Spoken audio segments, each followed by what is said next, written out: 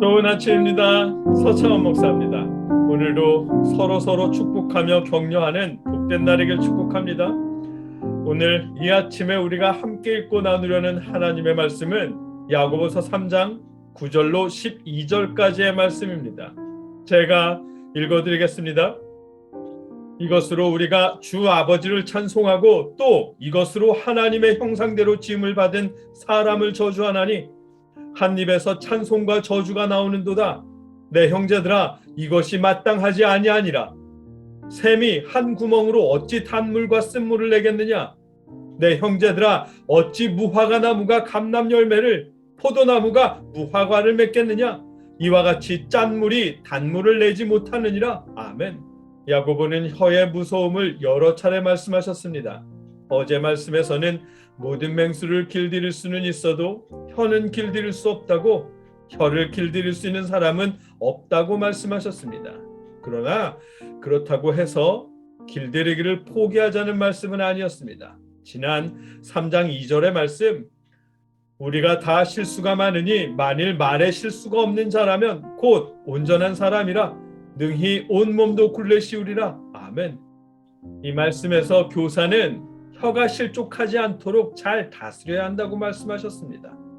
그렇기에 혀를 길들일 수 있는 사람은 아무도 없지만 그럴지라도 혀가 실족하지 않도록 잘 다스려야 한다는 야고보의 마음을 읽을 수 있습니다.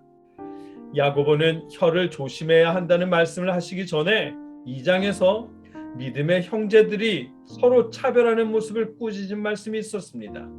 주제별로 문단을 나눈다면 2장에서는 차별하지 말라는 말씀으로 3장에서는 교사가 되지 말고 교사가 되려면 혀를 잘 길들이라는 말씀이랄 수 있지만 그 두 가지가 각각 별개의 말씀일 수는 없습니다.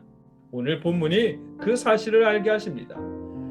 초대교회의 교사, 즉 설교자나 성경 강론자는 많은 것을 누릴 수 있었고 그런 지위를 원하는 마음으로 교사가 된 사람들은 잘못된 교리를 전하며 교회를 어려움에 빠뜨렸습니다. 뿐만 아니라 교회에서 부자와 가난한 자들을 차별했고 자신의 세력이 아닌 이들을 욕하고 저주하기도 했습니다. 하나님을 찬양하고 하나님의 말씀을 전하는 모임에서 그 입으로 이웃을 저주하기도 합니다. 9절 말씀입니다. 이것으로 우리가 주 아버지를 찬송하고 또 이것으로 하나님의 형상대로 지음을 받은 사람을 저주하나니. 아멘. 한 입에서 한 개의 혀가 하나님을 찬양하기도 하지만 동시에 하나님의 형상대로 지음을 받은 형제를 저주하기도 한답니다. 이 말씀에서 찬송이라고 번역된 단어는 율로게인이라는 단어입니다. 하나님을 향해서는 찬양 혹은 영광이라고 번역하지만 사람을 향해서는 축복이라고 번역합니다. 사람이 하나님을 축복할 수 없기에 찬양이라고 번역하는 것입니다. 그렇기에 의미대로 직역하자면 혀로 하나님을 축복하고 그 혀로 하나님이 창조하신 형제를 저주한다는 의미입니다. 매일 경건한 삶을 강조하며 여호와를 섬기는 유대인들은 날마다 암송해야 하는 예배문이 있었답니다.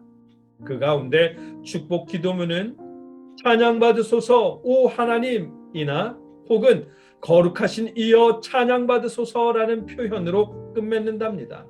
매일 암송해야 하는 축복 기도문이기에 자연스럽게 매일 하나님을 찬양하고 축복하는 것입니다. 야고보는 매일 기도문을 암송하며 여호와를 찬양하는 그 혀로 하나님이 창조하신 형제를 저주하는 것을 지적하는 것입니다. 하나님의 말씀을 전하는 혀로 하나님의 형상을 닮은 형제를 저주한다는 사실을 꾸짖는 것입니다. 9절 후반부입니다. 또 이것으로 하나님의 형상대로 지음을 받은 사람을 저주하나니. 아멘. 야고보는 사람을 저주했다라는 과거가 아니라 사람을 저주한다는 현재형으로 말씀하십니다.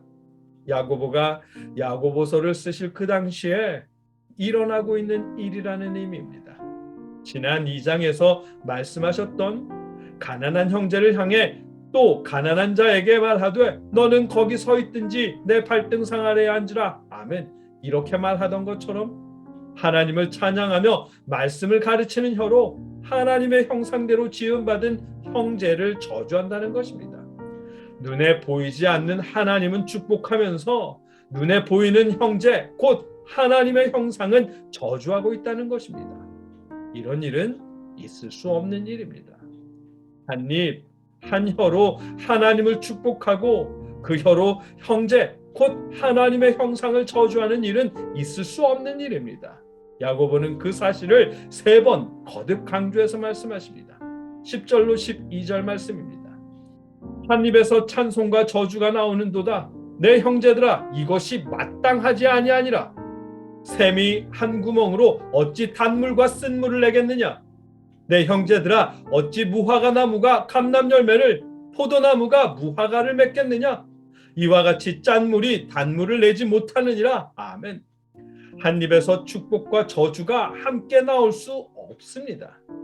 하나의 샘에서 단물과 쓴물, 곧 마실 수 있는 물과 마실 수 없는 물이 한 샘에서 동시에 나올 수 없습니다.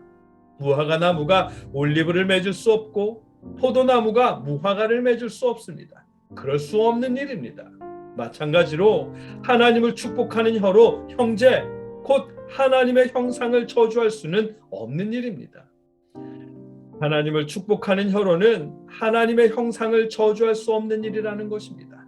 하나님의 말씀을 전하는 혀로는 하나님의 형상 따라 지음받은 형제를 저주할 수 없는 일이라는 것입니다.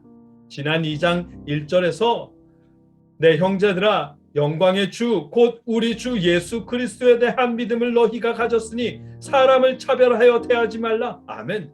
예수님을 믿는다고 고백한 이가 믿음의 형제들을 차별해서는 안 되는 것처럼 하나님을 찬양하고 말씀을 전하는 혀로 하나님의 형상을 저주해서는 안 된다는 것입니다.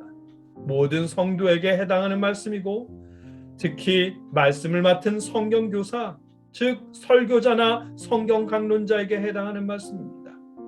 하나님을 축복하는 혀라면 그 혀로 하나님의 형상을 닮은 형제를 축복해야 한다는 것입니다.